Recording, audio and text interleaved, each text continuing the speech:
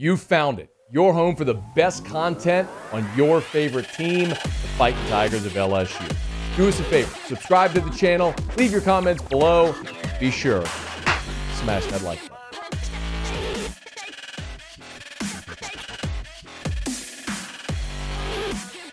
LSU Football Pro Day is today.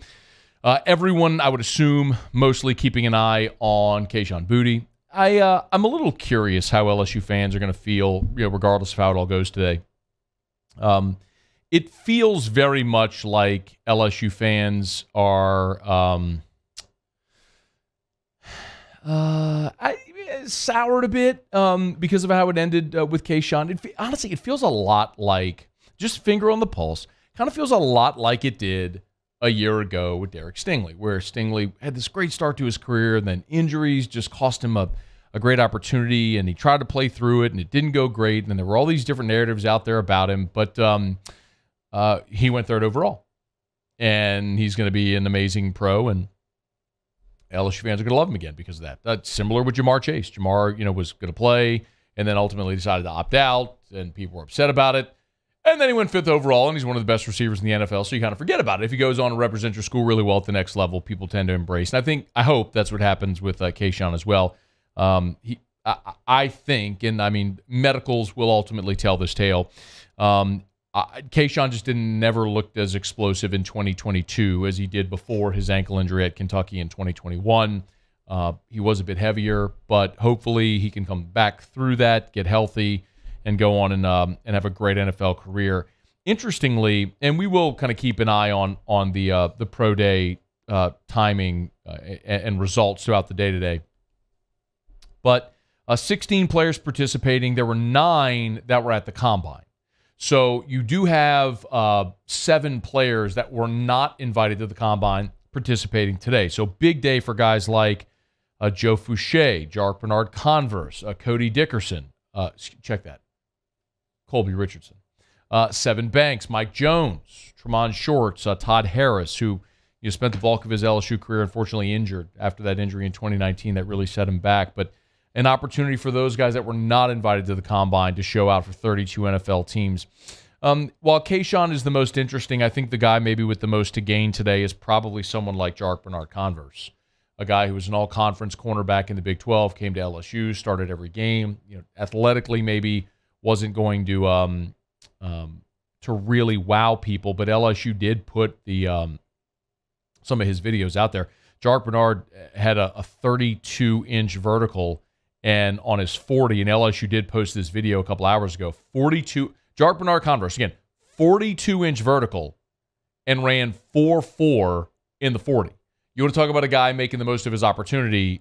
That's a case in point.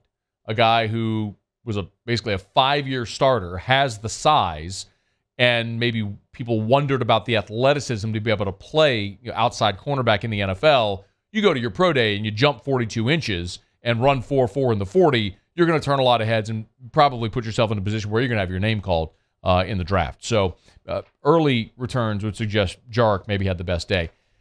It was interesting because LSU's pro day is on the same day that Jordan Reed over at ESPN.com released his 7-round mock draft. And he had 6 Tigers being taken. Remember, he had 16 LSU players at pro day today, 9 invited to the combine, essentially saying, several of the players invited to the combine aren't even going to have their name called. Interesting. I'll run through the 6 that he had picked. He's got B.J. Ojulari as the first LSU player taken, going early in round 2, 44 overall to the Atlanta Falcons. Gag me with a sweaty tube sock if another great LSU player ends up in the NFC South, not in New Orleans. But Ojulari to Atlanta. Jaquelin Roy, early in round 3 to the Raiders with the 70th overall pick. He's got Anthony Bradford going round 4 to the Atlanta Falcons. Kayshon Boutte coming off the board late round 4 to the Carolina Panthers with pick 132 overall. Now, there's a couple things to take away from there. Number one, obviously, it would be a few years after Terrace Marshall, you'd have yet another LSU Tiger in the division in Carolina at that position. Obviously, we're all keeping an eye on what Carolina is doing in this offseason because they've traded up to the number 1 pick and they're rebuilding their roster and being very aggressive in the way they're doing it. But for Kayshawn specifically, what a tumultuous fall that would be.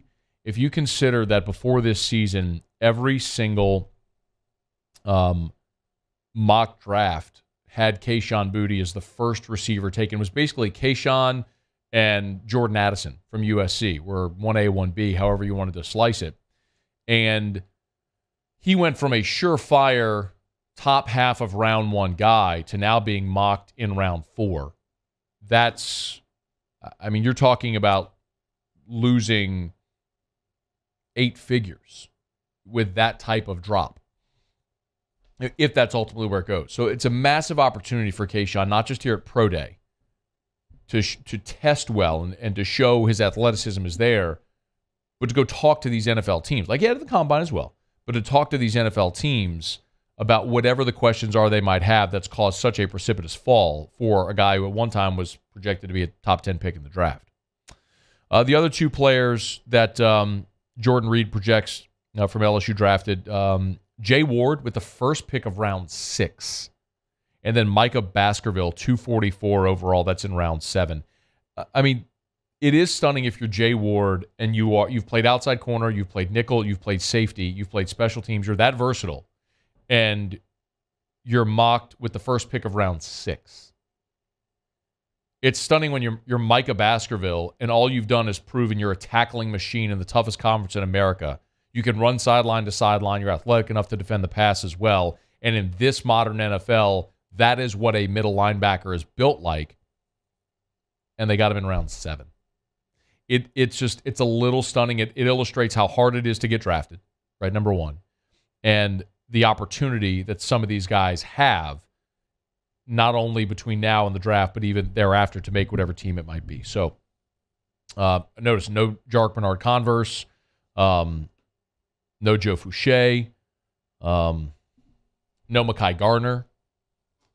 Just interesting, man. A lot of guys that are going to, no Jure Jenkins. A lot of guys. They're going to have maybe a steep hill to climb come draft and then undrafted free agency after. So Pro Day today for LSU. Wish all the former Tigers luck in their workouts. And as you're about a month away from the NFL draft, we're counting down to it. Hey, thanks so much for watching. Please leave your comments. I love to interact. And be sure to hit the red subscribe button below.